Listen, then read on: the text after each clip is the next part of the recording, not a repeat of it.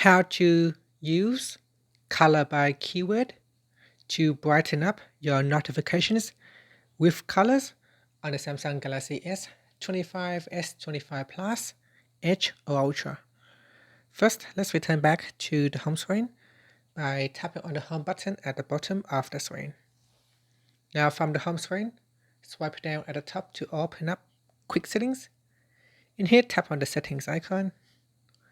Next, we then go down and tap on notifications. From here, tap on notification pop-up style.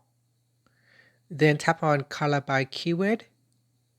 From here, tap in the keyword text field and put in a keyword that you would like. It can be a name of your contact, it can be a specific keyword or anything. So let's say the keyword fun, tap on done and add it to your list.